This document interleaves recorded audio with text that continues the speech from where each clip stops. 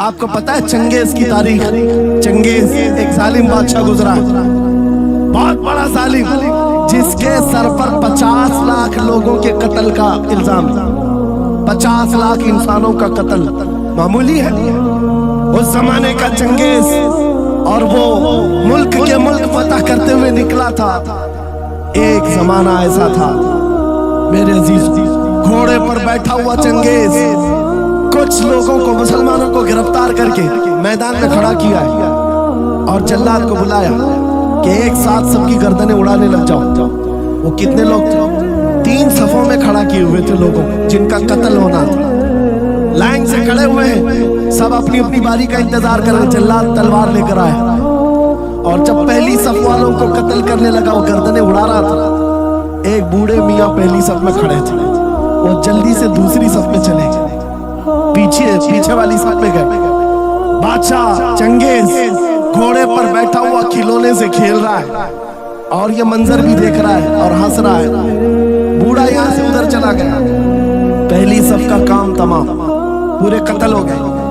دوسری صف میں جب قتل کا آرڈر آیا تو جلاد پھر گردنیں اڑانے لگا، دوسری صف، دوسری لائن کو قتل کرنے لگا جلاد۔ یہ بوڑھے بابا جو ہے تیسری صف میں چلے گئے، پیچھے اور ایک صف تھی، یہاں سے بچ کر تیسرے میں چلے گئے، دوسری صف بھی اڑ گئی۔ اس کے بعد بادشاہ چنگیز کہا مار کر کے کہنے لگا، بابا جی اب تو اس کے پیچھے کوئی صف نہیں، یہ تیسری تھی، اب کہاں جاؤ گے؟ بوڑھے میاں نے سر جھکا کر کہا، اب بھی میرا اللہ ہے۔ یہ یقین ہوتا ہے جہاں تک بچنا ہے بچ لیں، اور جب نہیں ہے، بابا جی نے کہا اب بھی اللہ ہے، ہو سکتا ہے۔ اس چنگیز نے کہا کہ اڑاؤ اب ان کی گردنیں۔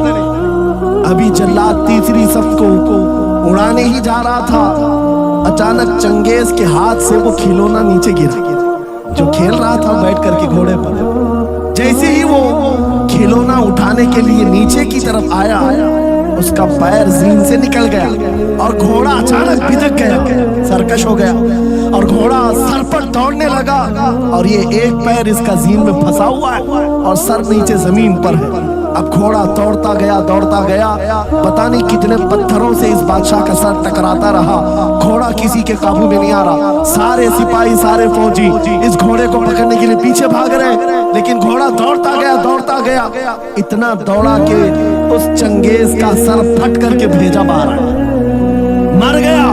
بہت دور جا کر کے گھوڑا ایک جگہ رکا، بادشاہ کی موت کا اعلان اتنا بڑا تھا، سارے سپاہی، سارے فوج بادشاہ کو لینے کے لیے حاضر آئے۔ میاں پوری سلطنت تہبتہ ہو گئی، حکومت بدل گئی، سب ختم ہو گیا، اور جو قیدی تھے وہ آزاد ہو کر جانے لگے۔ وہ بوڑھے میاں کہتے ہیں باقی لوگوں سے، کیا میں نہیں کہتا تھا اللہ اب بھی ہمارے ساتھ ہے؟ میرے عزیزو ایک بات یاد رکھو، ہمارے لیے دنیا اینڈ نہیں کر سکتی جب تک میرا مولا نہ چاہے، اللہ نہ چاہے۔ آج لوگوں کو یہ لگتا ہے، مجھے ویسی بھی بات بتایا گیا کہ یہاں پر ممبرا کی آپ کی گھنی آبادی، فلسطین کے معاملات پر کچھ بولیں گے یہاں پر بھڑک جائیں گے۔